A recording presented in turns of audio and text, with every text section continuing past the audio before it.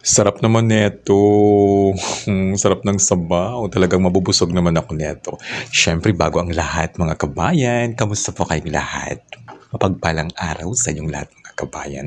So ngayon, i-share ko naman po sa inyo ang aking recipe for today's vlog. Actually, how many times ko na po itong niluto, ang tinolang manok with assorted vegetables. So this time, magluto naman tayo. Kasi po ito pong ating stress reliever, especially kapag pagod po tayo sa work. Tapos nag-crave tayo ng mainit-init at saka masarap at saka masustansyang sabaw, di ba? Ganun talagang buhay OFW. Talagang minsan nakakapagod, nakaka-stress. Kumbaga ito lang po ang ating stress reliever, itong ating comfort food. Actually mga kabayan, itong aking one of my favorite food, Filipino food, itong tinolang manok. Na kahit nasa abroad pa ako, ayan, talagang hinahanap-hanap ko, syempre, palagi po nating niluluto, di ba? Para labanan ang stress, labanan ang homesick, labanan ang mga problema. Ganun. So at this moment of time, tuloy-tuloy pa rin ang ating pagluluto, mga kabayan. Itong ating recipe is just very quick, very easy, higit po sa lahat, talagang napakasarap at saka masustansya. At the same time, talagang affordable, mga kabayan. So this time, ayan, tuloy-tuloy pa rin ang ating pagluluto. Naglagay na po tayo ng sabaw, ayan, sa ating nilulutong tinolang manok, mga kabayan. Panoorin nyo. Ako pag nagluluto ako, mga kabayan, tinatansya ko lang, depende po sa amount ng niluluto mo. Like for example, maraming manok, maraming sahog, syempre dagdagan mo ng sabaw. Pero kapag medyo konti lang naman, tamang sabaw lang para mas malasa ang sabaw at saka para ma-feel mong essence talaga ng sabaw ng tinolang manok. 'Di ba? Kung napapansin niyo, mga kabayan, at this moment of time, kumukulo na. Diba, tuloy-tuloy pa rin po ang ating pagpapakulo. Masarap kasi kapag malambot ang laman ng manok. Talagang ang sarap ng lasa niya, mga kabayan.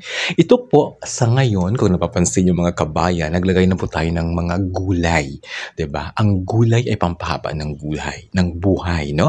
Kaugaliin niyo, mga kabayan, na talagang kumain ng maraming gulay para perfect na perfect sa ating katawan. Lalo na tayo mga OFW, di ba? Talagang lumalaban po tayo sa hamon ng buhay. Tama? So ngayon, mga kabayan, ito na po ang pinaka-exciting part ng ating video, ng ating cooking vlog. Kasi nga po, at this moment of time, di ba, mga 10 or 5 minutes, luto na. Hihigop na tayo, kakain na tayo. Di ba? Perfect na perfect ang ating lutong bahay, ang ating tinolang manok for today's vlog, mga kabayan. So tuloy-tuloy pa rin ang ating pagluluto. Abangan, malapit na siya maluto, mga kabayan. Heto na, ayan, ang sarap, di ba, mga kabayan?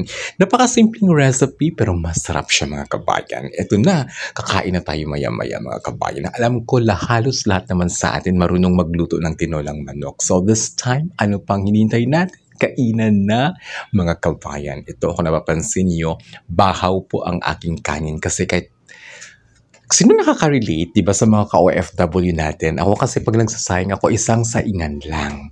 Para pag uwi, ayan, kapag may ulam, ay initin na lang, na? Hindi ako araw-araw nagsasaing, okay? Ayan, yan ang aking ginagawa. Kaya ngayon, napapansin nyo, ayan, may bahaw. Di ba? Perfect na perfect ang bahaw sa mainit-init na sabaw. Tama, mga kabayan? So, kainan na. Sa mga hindi pa kumakain dyan, hihigop tayo ng mainit-init na sabaw ng tinolang manok ni Kabayan Jubel. Ayan, ulitin ko, mga kabayan, ha? Huwag po kayong magpaliban sa pagkain, okay? Make sure always po kumain kayo sa tamang oras. Lalo na po sa breakfast bago kayo pumasok para tuloy-tuloy ang laban para sa ekonomiya, para sa pamilya. Di ba?